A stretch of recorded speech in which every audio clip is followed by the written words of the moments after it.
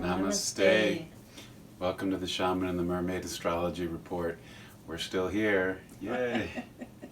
This is for the upcoming new moon on Friday, May 22nd, and we'll take you into June for the full moon on June 5th, which will also be a lunar eclipse, though not visible here in Denver.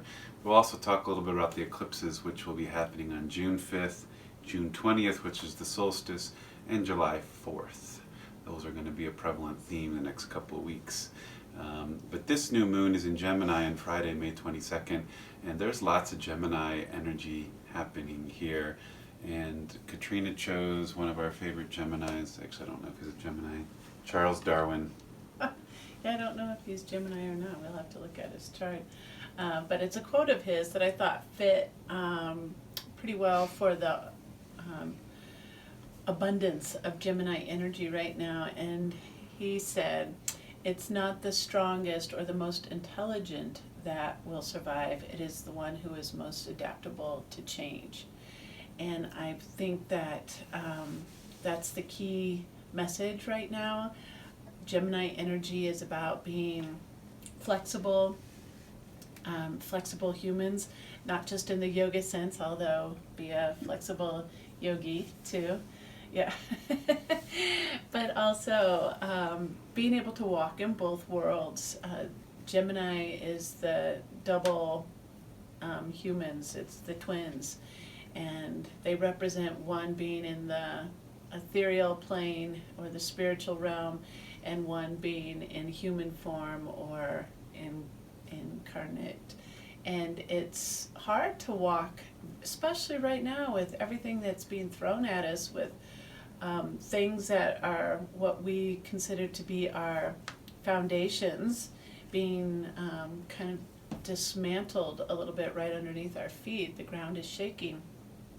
And so that lower half of our human form, from the waistline down, represents our earth body, and from the waistline up represents our spiritual body. And the foundation pieces are feeling really uncertain right now. So that survival need is coming from your ability to, be adaptable or walk in both worlds. Keep your trust and faith and hope and spiritual practice alive and well at this time, and at the same time being informed and curious about these new changes that we're all seeing with work and finance and healthcare and education and just life in general as we know it, those basic essentials moving forward.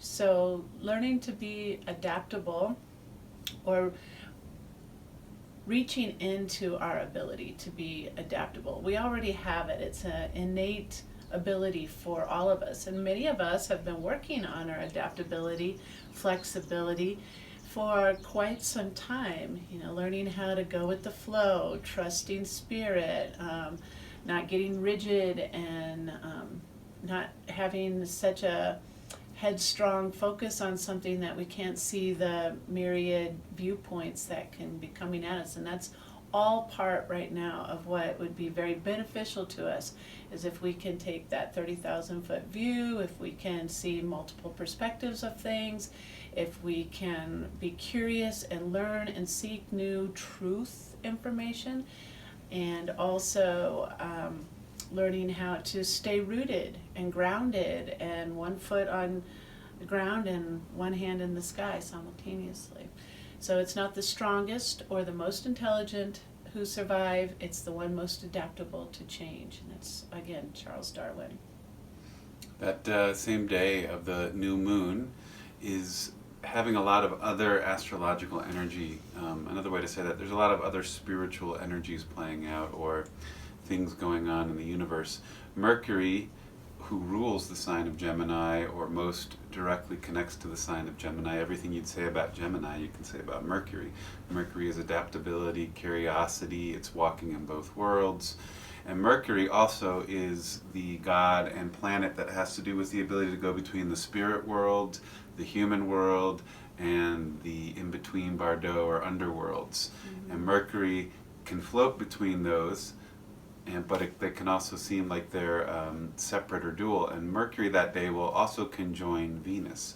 So right in the evening sky, when we look out there tomorrow from this report, or maybe it's today when you receive it, you'll see Mercury and Venus very close in the sky and very low on the horizon, close to the mountains. And that is the energy of that adaptability with Venus, your values and what you love. So it's asking you to be adaptable around what you're seeking, what you're valuing. Be willing to adapt and work with the flow as things go with that. Would you like to say something about that? Well, you mentioned already that the new moon day, May 22nd, has so many things happening in it. It's like almost the whole report is lumped on that very first day, the 22nd. So many things happening. There's a few little aspects that happen throughout the 2 weeks before we come to that lunar eclipse on June 5th in 2 weeks. But really, that kickoff of the new moon has the predominant energy. So Venus and Mercury conjunct is a big one. And remember, Mercury is the communicator, as well as, you know, all the same energies of what we've said about Gemini being adaptable and curious and information seeking, aligning both in the spiritual world and in the physical world. Mercury and Gemini are both around the ideas of translating or making that information transferable. It's also transportation, transporting stuff from one A to B. And whether it's information or cars or technology, it's also technology. So there's a lot of electricity with it because of that. There's a lot of transference that comes with that.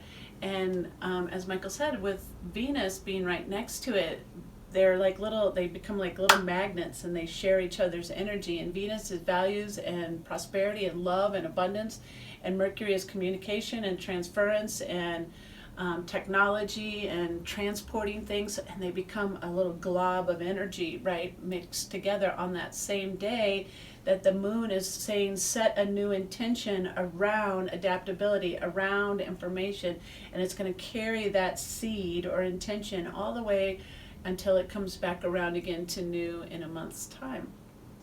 Also on that same day, the sun and the moon, remember on new moons, the sun and the moon are always together. So the sun has moved into Gemini then, and we have sun, moon, Mercury, Venus, all in the sign of Gemini. The North Node. And the North Node, right. So it's a party in Gemini, a lot of that adaptability energy. So the sun and the moon are together, and they're making a trine to Saturn. You want to tell about that? Same day, May 22nd. Saturn's hanging out there in Aquarius, and Saturn is retrograde, Venus is retrograde, Pluto's retrograde, Jupiter's retrograde, soon Mercury will be retrograde. And being in this trine, the moon is in Gemini, and the moon's being asked, the moon is your inner world and how you talk to yourself and what you feel. It's asked to be adaptable. And I think the new moon it's not just adaptability in external world affairs of, you know, what are you going to do with your finances, things. It's adaptability of what you may hold with your emotions, adaptability with what you say. This is the firm way that it's absolutely got to be, and I can't change from that because attachment. Moon is about your attachments. And when we get insecure, the moon shows us where we have attachment issues, where we need to hold on to something too long, or we need to wrap up in it, or we want to run away with it. The moon will show that for us. And so this can be activated by making us nervous around our emotional security and our attachments. And if I let go of this belief, then who would I be? I wouldn't be loved. The moon is all about love. And so there can be things coming up, but I think this trine to Saturn kind of helps it. Saturn is keeping it steady. Keep going on the course. Stay the middle path. Saturn is also wise. When you're thinking, when that Gemini energy is hitting the moon, it's like, okay, what do I do? I could go here, I don't know. I just got to, and Saturn's like, shh. Look around, but stay steady. You can be adaptable and look at the different situations, but remember where you're going. Saturn is like the wise elder who's climbing the mountain, and he knows what's going on. He may go over a waterfall, he may pass through the woods, there might be some snow, but he is going, and he's going to keep on that path and stay steady. He'll take in all the information and data, but Saturn likes to put it into something concrete and say, okay, we need to make this real and ground down like a tree and stay steady. So the trines, remember, are very harmonious, and there's, as Michael said, Saturn's in Aquarius, which is an air sign. It's the highest octave of the air signs, and Gemini is an air sign, and that's where the sun and the moon are together, making this air sign trine. So there's a lot of harmonious energy around innovation, evolution, revolution, ingenuity, engineering, ideas, inventiveness, and all of this can be really accentuated for the self, because to me, the new moon, when it's the sun and the moon together, in yoga, it's hatha. That's hatha yoga. That's the whole self. That's the whole self. And Gemini is the human. It's when we come into human beingness.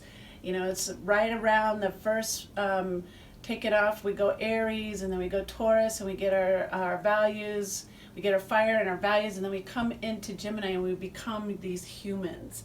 And it's our whole self. And there's this harmonious trine to Saturn, which is fairness and judicial energy. It can also be karmas.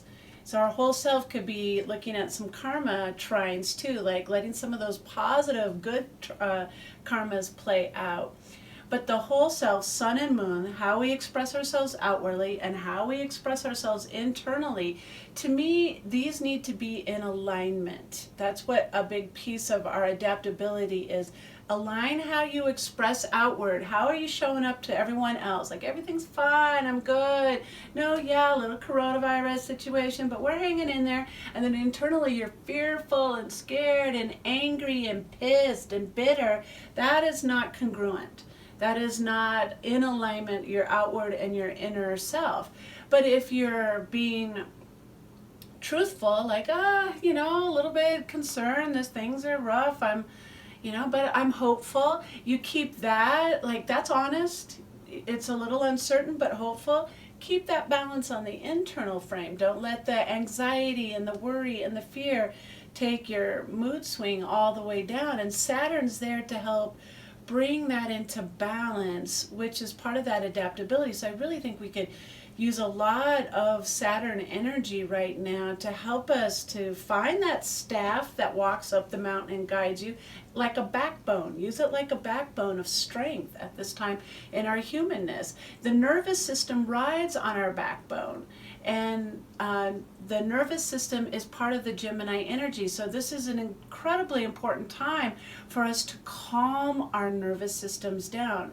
And going into summer, with a lot of trepidation and uncertainty, it can be a way that we do a lot of escapism, where we are avoiding the real alignments of our nervous system. We drown it with alcohol, we load up with the gummies or whatever it is, that chocolate, sex, too much Netflix, and we just try to satiate the nervous system with external devices to keep us balanced. But Saturn is asking for us to use kind of that strong self-discipline and strong love of self, along with Mercury and Venus conjoined. That would be another way of using self-love for calming the nervous system, those two in conjunction.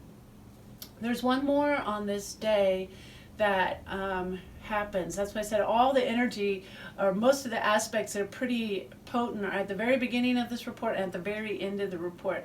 But the May 22nd big dog energy so far is, of course, the new moon in Gemini with the sun conjunct, trining Saturn. We have Mercury conjunct Venus that Michael talked about, and then there's another one. There's another two that happen on that same time. I think these two have a similar energy to each other. It's Mercury square Neptune and the Moon square Mars. Both are challenging or dynamic energies that are pushing us to hopefully come into a new way of experiencing it, but when we don't, then we hit the wall. Mercury square Neptune is all the things Katrina said, like, I want to escape, I don't want to feel these emotions, so I'll go to sex, I'll go to chocolate, I'll go to Netflix, I'll do anything but go into my inner world and do some reflection or work. However, this could be a time where when these two energies come together, it's like a carpenter putting in a nice T-square, and if they come in flush, you can work with it. And Mercury is the energy that allows you to go into the underworld or into the spirit world and look at things that we don't want to look at, or look at things that seem that are beyond our physical touch. Why are we experiencing these emotions? What's the deeper thing behind your anger? That's the Moon square Mars. Moon square Mars is yourself feeling anger, and Mars is in Pisces right now. There's probably a lot of anger coming up from people and helplessness. Pisces, when it's out of balance, can be helpless, isolated, and unable to take action around something. A lot of us feel like we're unable to do things at this point. When coronavirus first hit, maybe many people were like, okay, we can work with this, people are coming together in community, I see some positive things, and it goes on another month, and people are like, we can work with this. I still see some positive things, and then people start to experience the crunch around finances. They're in a house too long with other people. They're not sure about their work situation. It's hard to plan anything in the future, from family vacations to even what's going on with your business. And then it's like, I'm mad. I'm sad, I'm mad, I feel helpless, I can't do anything, because the things you're going against, Pisces can also represent huge institutions that are way beyond your control.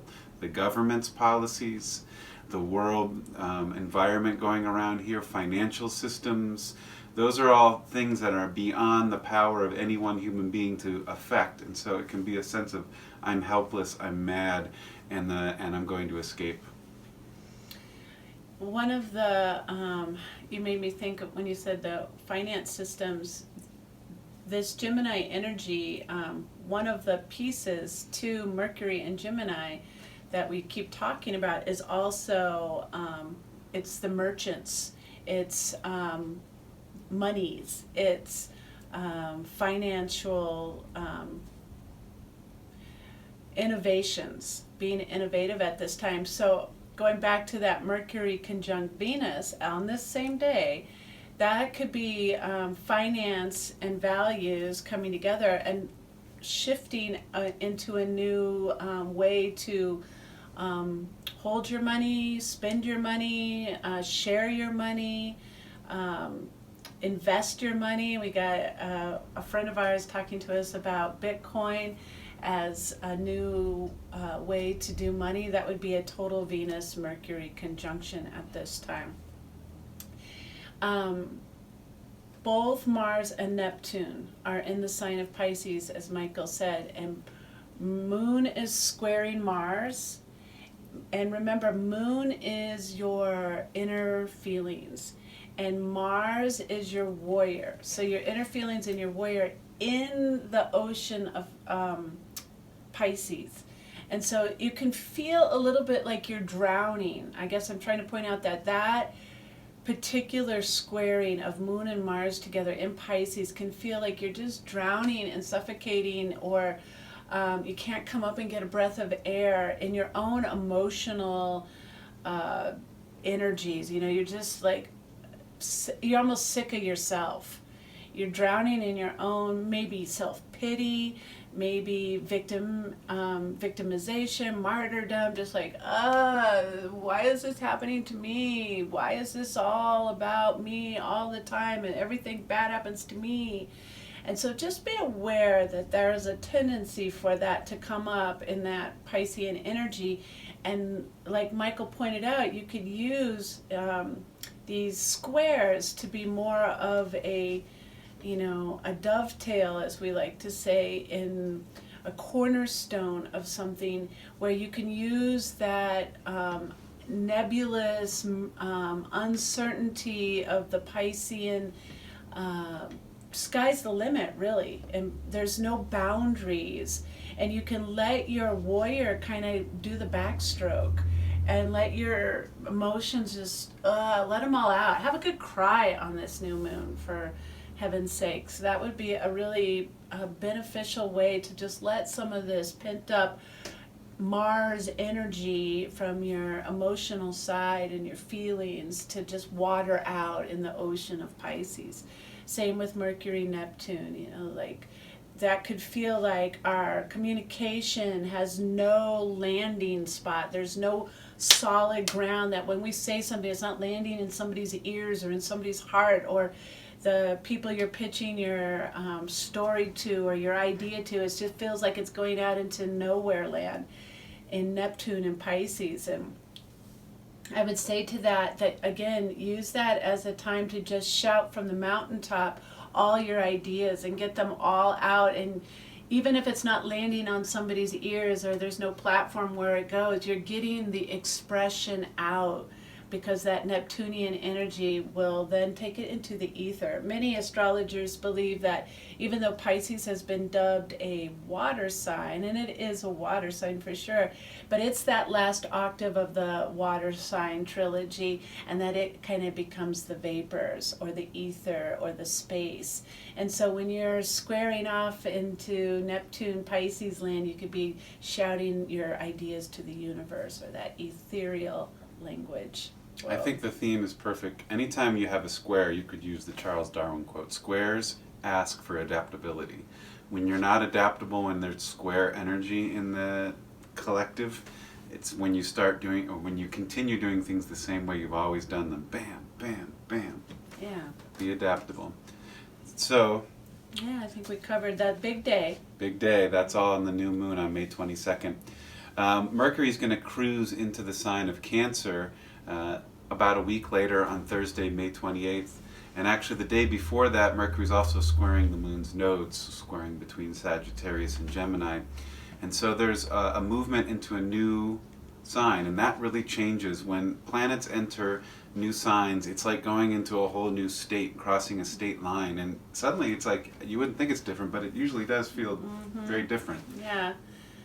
Yeah, like Iowa to Nebraska, you wouldn't think there'd be much from one cornfield to another, but as soon as you get into Iowa, a good 10 minutes into it, you're like, oh wait, it's a little more rolly. They got red barns that are like typical barn shaped. It does change. So it's subtle, but it's different. And that'll be what we feel on that 28th when Mercury goes into Cancer. Remember, again, Mercury is how we communicate. It's our abilities to deal with, you know, merchandise and money and transportation and technology. And Cancer is the watery, emotional, home-based, let's just cozy. And so some of the harshness that we felt with Mercury and Neptune squaring might get a little softer. It's still going to go watery. You're still going to have that watery effect as it moves into Cancer, of like, is it landing? But it'll feel a little bit more like the warm ocean. It'll be like going into, say, the Bahama waters, as opposed to, say, the Nordic waters. And it's a little bit slow down. Mm-hmm. Mercury in Gemini is very fast energy. Mm-hmm. Yeah, so just we can let off the brakes a little bit and just coast and have a little ease. And then on the 29th, just noting it's half moon, so we're halfway through that report time that we do, always the new moon to the full moon. And the half moon will be in Virgo, and Virgo is the second home to Mercury. So a lot of that Gemini Mercury energy keeps showing up. The moon will be balanced in Virgo, which is such a balanced sign anyway. Lots of discernment and making choices about health and such. And then we move on to another square. This is between the masculine and the feminine energies, or Venus is squaring Mars on June 2nd. What do you say about that? Mm-hmm. Venus is how you receive things, how you receive love, how you receive information and energy, and Mars is how you put it out. And so there's a conflict between giving and receiving here about that energy, you know, and it can come up as not feeling loved, or not feeling seen, or not feeling recognized as a possibility, or just traditional conflicts that you have either with another person or your inner self between your masculine and feminine get lifted up. Mars is still in Pisces and Venus is in Gemini, and so Mars may be kind of feeling like I'm a martyr, I'm not helped, and Venus is like I'm not getting what I want this, I want that, I want this, I want that. A little defensive. Mars can be defensiveness, and Venus can be victim, and those could be squaring to each other. And remember, back on the 22nd, we were saying the sun and the moon, Hatha, is like the whole self in that harmonious trine to Saturn that's giving that guidance up the mountain. So everything you gather early on in that new moon energy, take it with you to that Venus squares Mars on June 2nd, halfway down the road, a week later, and just really let yourself remember those teachings you gather on your new moon energy. And then there's kind of a little leap to the finale of this report, which is on June 5th, and it's a lunar eclipse in Sagittarius. And a lunar eclipse means that it's a full moon, and that's when the moon and the sun are now opposite each other. On our new moon, they were together, and then they cruise around. Halfway they're in Virgo, and then it goes clear on over, and it's in Sagittarius.